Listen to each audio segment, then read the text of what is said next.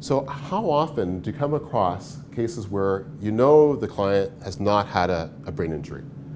There's no indication the Glasgow Coma Scale was 15, never unconscious, it's not been raised the whole file, and you're comfortable with that. It just wasn't a TBI.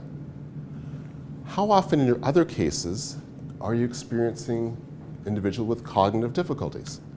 Is that very common? They're always going to complain of like problems with memory. They're going to have cognitive deficits. Right. It's physical. It's just psychological, right? Right. So are other people experiencing that same thing? It's a pretty common complaint, cognitive difficulties? Yeah, it's very common. Any idea why? Why would somebody with a non-brain injury end up with cognitive difficulties? How? It's pain and psychological. There's pain element to it. It's Yeah. psychological.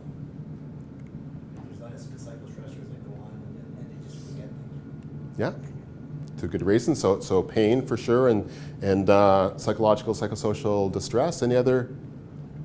Concussion.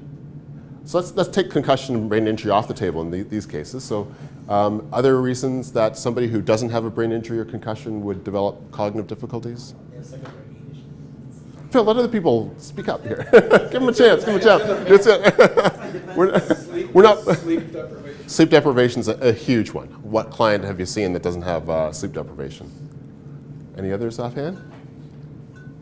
And sleep's important because it acts in two ways. We know that memory is consolidated, learning occurs and is consolidated during REM sleep, rapid eye movement sleep. So you knock that out of the picture by constant awakening or poor sleep because of stress and because of pain, they lose that. But also if you're feeling tired because they haven't slept well, what tends to happen to your cognitive abilities? They slow down on a real-time basis. You're not able to attend and focus as well. Medications. Many medications have labels, meaning side effects, pertaining to either lowering concentration levels, lowering memory capacity, again, because they interfere with actual learning and memory processes. Virtually every major psychological diagnosis, whether that's pain, major depression, whether that be generalized anxiety disorder, post-traumatic stress disorder, each and every one of them recognizes at least 2 to 3 significant cognitive difficulties that exist and that become part of the diagnostic criteria. So it's virtually expected in any major psychological diagnosis that there will be a significant cognitive aspect. It's very well recognized.